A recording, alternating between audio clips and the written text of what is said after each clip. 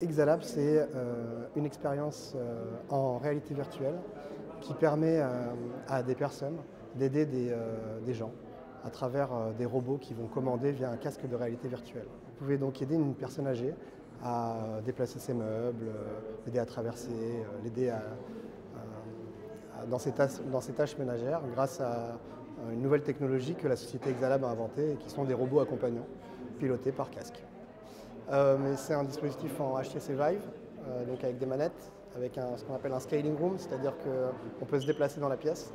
Et il y a plusieurs éléments qui sont liés aussi à la domotique, puisqu'on fait intervenir des scripts qui déclenchent des actions sur des objets physiques. Donc il y a des ventilateurs, il y a de la chaleur. On travaille sur le sensoriel, donc on a des vrais espaces et des vrais volumes. Et dans l'idée du développement, là c'est un prototype, mais c'est d'avoir vraiment l'ensemble des interactions qui sont dans la réalité virtuelle soient également présents physiquement. On est parti un peu il y a un an d'un état des lieux sur ce qui existait en expérience réalité virtuelle. Et on avait une grande envie d'avoir de l'interaction déjà, donc d'avoir de l'interaction physique, de pouvoir toucher des choses, de pouvoir jouer en même temps, de mélanger une narration. L'intention derrière, c'est de dénoncer les entreprises actuelles aujourd'hui qui développent des programmes militaires spatiaux en se cachant derrière des intentions humanistes et humanitaires. D'où en fait le positionnement de la société, c'est-à-dire que quand vous rentrez dans l'expérience Exalab, vous ne rentrez pas dans le caisson, mais ça commence avant, il y a des flyers, il y a un site internet, exalab.life, et dedans vous avez tout un argumentaire autour de cette société qui vous dit comment c'est important de changer le monde, d'aider les autres.